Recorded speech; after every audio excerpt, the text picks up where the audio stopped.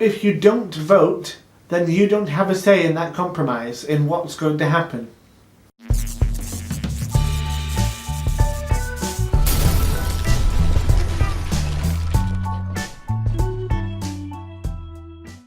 Hello fellow humans, and welcome to an extra instalment of the Madhouse. I'm Josh, and today I wanted to talk about the election in a few weeks' time. Plainly because it's much closer than you think. On Thursday the 7th of May 2015, the polls will open, and from 7 o'clock in the morning until 10 o'clock at night you will be able to cast your vote. There are two possible reasons why you want to vote.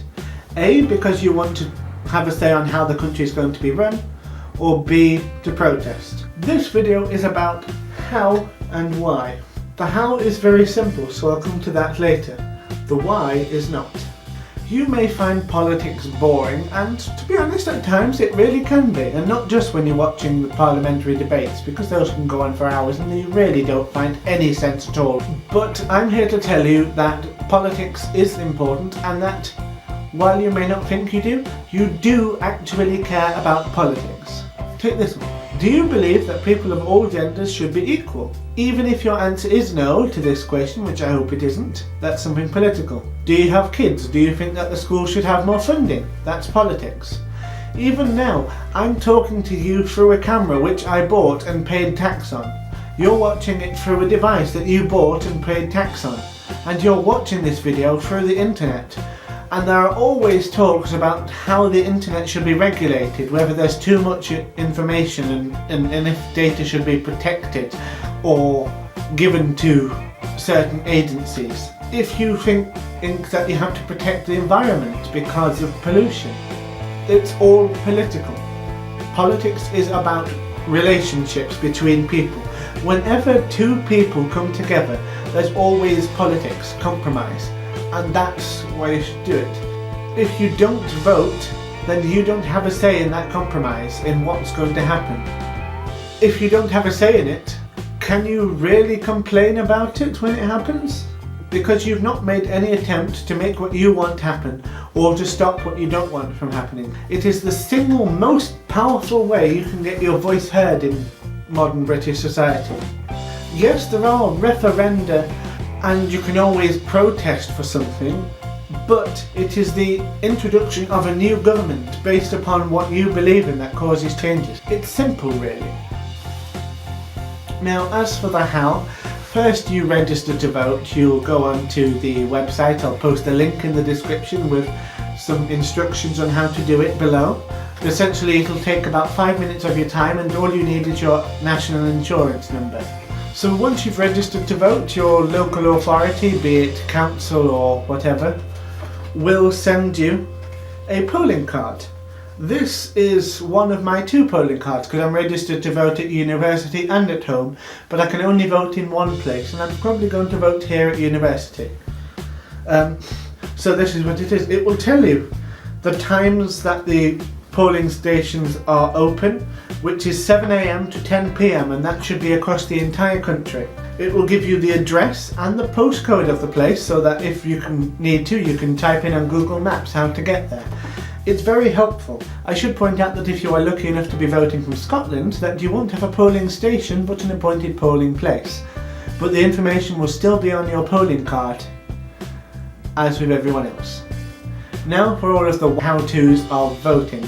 When you get to the polling station, you go and speak to the official. It's best if you have some form of ID, just so you can prove that you're not some random person without citizenship and can't vote, and to make sure that everyone only votes once. And then they'll give you a paper, and you'll go into a booth, probably with curtains, so that nobody else can see what you're doing. Your vote is completely private, between you and the paper and no one else. There may be some candidates nearby who are hoping to get elected, and they may ask you, but you have absolutely no need to tell them anything if you don't want to. So when you get into the booth, you will have the paper and a pen, probably a simple black biro, and as you see here, all you do is make a simple cross in one box next to the name of the candidate you want to vote for. You don't tick because that won't count.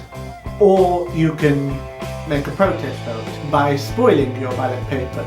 There are numerous ways you can do this. You can just write, as you can see here, none, and put a line through all of the boxes. You can also write none of the is or none of the above. If you want to, you can write the complete works of Shakespeare across it. In order for a protest vote to be counted, it has to be cast. If you don't turn up to vote, your silence is assumed to be compliance. So get out to the polling station, and if you want, write in there that such and such from this party is an absolute arsehole and no one should vote for them in their lives, and write that on the paper, and it will be counted. If enough people spoil their ballot papers like that, they have to redo the election, and the parties will have to revise their priorities because they'll know that people are not interested. If you want to protest, don't just stand on the sidelines going, boo, politics is for idiots. Fight the system, man. It won't get you anywhere. To defeat a system, you have to either do it with military force, which I would really recommend not doing, prison is bad, or you do it from within by following their own rules so that they can't stop you. So that's it.